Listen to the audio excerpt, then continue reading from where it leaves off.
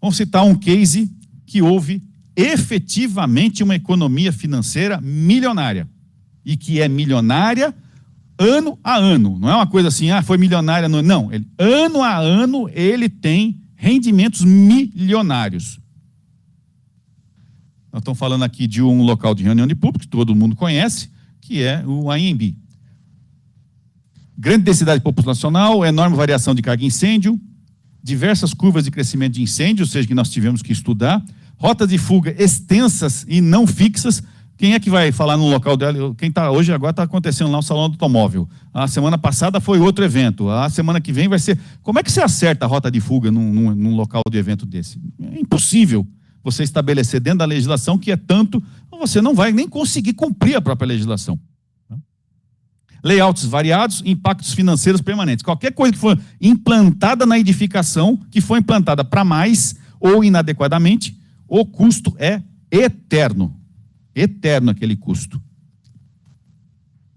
Mais ou menos 320 por 210, aqui é a face norte e aqui é a face sul. Essas áreas que estão no retângulo aqui são áreas de refúgio. O pessoal teve que criar área de refúgio por quê? Porque a legislação, o requisito, lembre daquela imagem que eu coloquei, o carro e o cavaleiro, era muito rigoroso. E por conta do caminhamento, criaram áreas de refúgio. Áreas de refúgio que tiveram que ter portas de vidro, automatizadas, corta-fogo, pressurizadas, com deteção, resistente ao fogo, e que ia matar a rota de fuga. Ia matar um investimento sem sentido. Mas por quê? Porque era a única solução por conta do caminhamento máximo, que não iria atender, porque cada layout desse daqui iria mudar essa rota de fuga. Cada vez que alugassem para algum evento, as rotas de fuga seriam totalmente alteradas. E iria impactar no negócio do evento. Iria impactar também no negócio do evento, com mais gastos.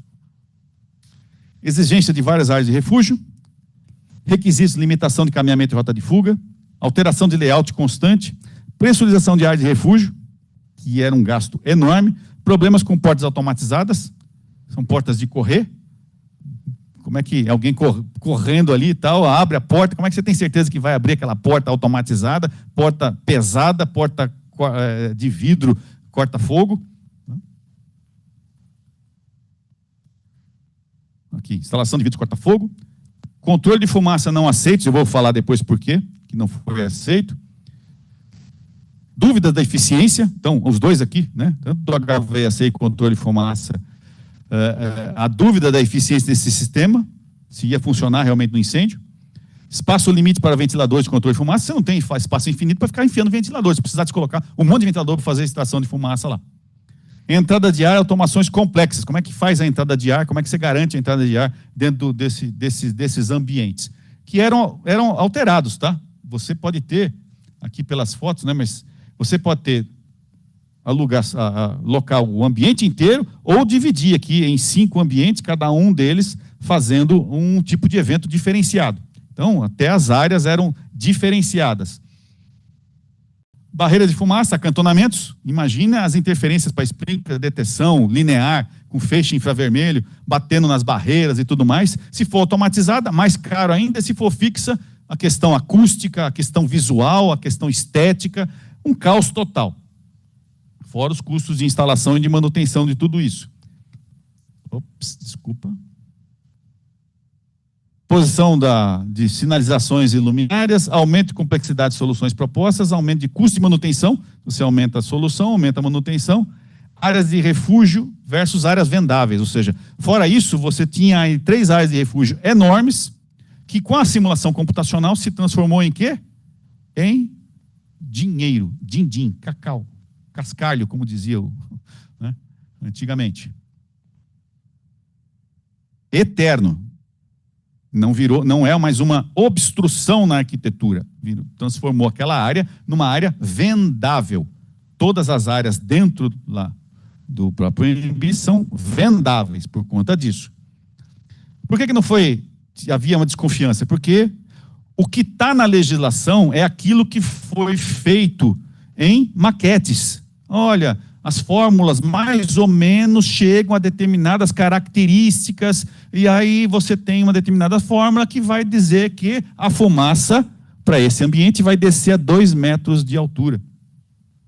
Isso era o projeto que tinha sido apresentado, e aí o pessoal, logicamente, do órgão público falou, pô, peraí, 2 metros? Como é que as pessoas vão, onde é que vão estar as rotas de fuga sinalizadas, tal? Como é que as pessoas vão enxergar? Como é que isso, né, tudo aqui fechado de tomada de fumaça, como é que eu vou ter garantia desse abandono? Já de bate pronto, a gente já, nas primeiras reuniões que nós tivemos, já falou, pode arrancar as áreas de refúgio aí, porque, primeiro que são, né, impeditivas, vão atrapalhar a rota de fuga, vão diminuir, vão aumentar o tempo de abandono da edificação, tá? E essas áreas aqui, a altura de camada de fumaça é irreal. Para esse tipo de ambiente, para nossa experiência, é irreal. Nós vamos encontrar valores diferentes.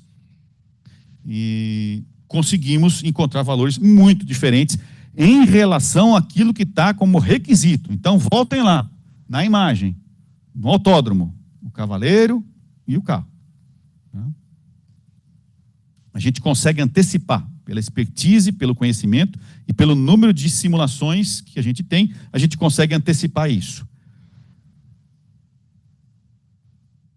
Ah, não pode fazer simulação? Pode, está dentro da legislação. A IT15 estabelece, todos os lugares estabelecem isso, e a gente está criando um manual para gerar também esse conhecimento mais aprofundado. E isso é normal, tanto aqui no Brasil como na NFPA 92, que é a base, inclusive, né, de muitas das coisas que nós estamos colocando no manual aqui, né, só cita-se CFD, CFD, CFD, CFD. Em outros países, não existe prédio complexo, prédio grande, shopping center, hospitais, indústrias farmacêuticas, não existem prédios lá fora em que não se faça simulação. Ou seja, para efeito vento, para verificar a resistência estrutural, ou verificar o tempo requerido de resistência ao fogo de determinadas estruturas, madeira, que muito está se construindo lá fora, a estrutura metálica, ou rota de fuga, ou qualquer outro tipo de solução necessária para a edificação, para as edificações. Não, um prédio residencial de 25 pavimentos, 30 pavimentos, vai precisar de simulação. Não vale a pena, porque vai praticamente replicar aquilo que já é o normal. Mas os prédios mais complexos, e nós estamos apresentando um aqui, e o Arthur vai comentar de um outro case, que também foi um case inovador e vitorioso, né, para a simulação no Brasil.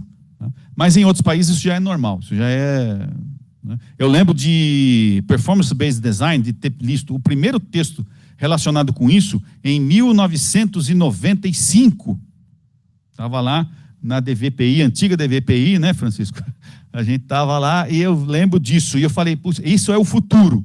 Mas a gente demorou 30 e poucos anos para a gente poder abraçar esse futuro por conta da complexidade, por conta dos custos de software e tudo mais. Por isso que a gente criou o banco de especialistas, que não sou eu aqui que define o que vai ser feito ou não. Temos um grupo aqui de profissionais altamente capacitados, com séculos, né? Se somar todas as idades, são séculos de experiência. Aqui uma das simulações, um dos pontos onde houve o princípio de incêndio. Isso aqui não é acantonamento, é só a questão de vedo, de acústico, né? Parte acústica. Uma imagem da malha computacional, não vamos entrar nesse critério, no manual a gente explica a respeito disso, a questão da malha computacional. Os cortes, que a gente estabeleceu aqui para poder visualizar. As alturas, porque como a simulação computacional, como o projeto dizia 2 metros de altura, e eu falei, não vai chegar a 2 metros de altura, mas vamos colocar algumas linhas de corte de verificação a 3 metros, 5 metros, 10 metros e 15 metros. Eu achava que ia ficar entre 10 e 5 metros aqui a questão da altura de camada de fumaça.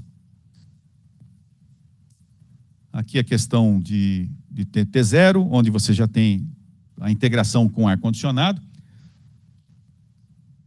A mesma coisa aqui, verificando monóxido de carbono. Então, não dá para mostrar tudo, a gente vai mostrar num filminho aqui a respeito disso, né? Então, o incêndio aqui, os critérios de crescimento de incêndio, temperatura, tudo é feito através de cores. Critérios e resultados, só para a gente mostrar qual é a vantagem da simulação computacional. Com os mesmos valores aqui, no caso a gente fez 2 simulações, uma com 40 minutos para uma área menor, lembrando lá que o AMB ele tem 5 áreas, a gente pegou uma das áreas lá e colocamos no incêndio com a sua taxa de liberação de calor, o tipo de crescimento de incêndio, todo o sistema de proteção aqui, o HVAC, detecção e tudo mais, o tenability, todos os critérios de tenability, o que estava sendo monitorado, quais as alturas, e aquilo que foi calculado, que com aquela vazão calculada, seguindo uma legislação, daria 2 metros de camada livre de fumaça e os outros 14 ou 15 metros cheio de fumaça, os valores que nós encontramos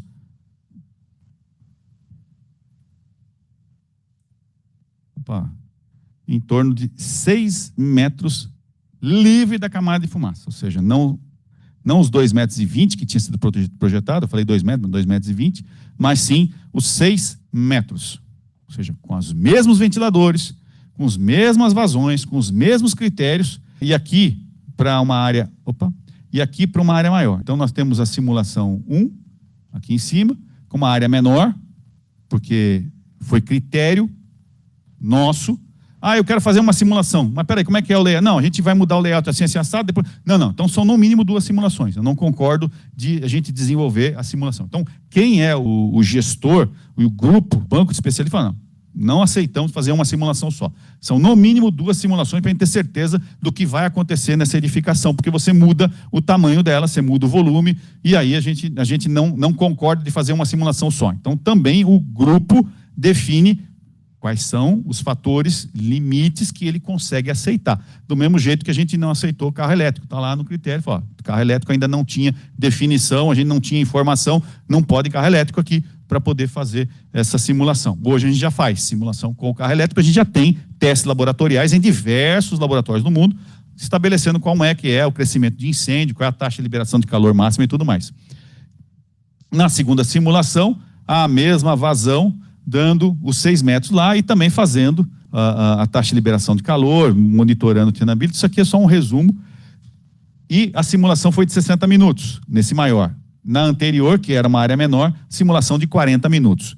Uma área menor, um tempo menor, população menor, com a mesma unidade de passagem, a gente entendeu que daria para fazer em 40 minutos essa simulação. E entendendo, inclusive, que o bombeiro está a 1,5 km em linha reta, um raio ali dá 2 quilômetros, no máximo 10 minutos, com muito atraso, você tem a resposta do Corpo de Bombeiros ali do lado. Resultados. Acantonamento exigido pela legislação NBR, eliminado na simulação. Baita de um prejuízo estético e de negócio. Ele iria prejudicar o negócio do ENB. Economia de custo de projeto, cálculo estrutural, HVAC, ou seja, tudo isso eliminado porque eliminamos o acantonamento. Projeto, área de refúgio pressurizada, foi eliminada. Nem colocamos na simulação, porque queriam, põe a simulação com aquela área de refúgio. Falei, não vou fazer, porque não... Primeiro, vai gastar a simulação à toa, e essa área de refúgio é uma área que está atrasando o abandono. E eu não quero isso.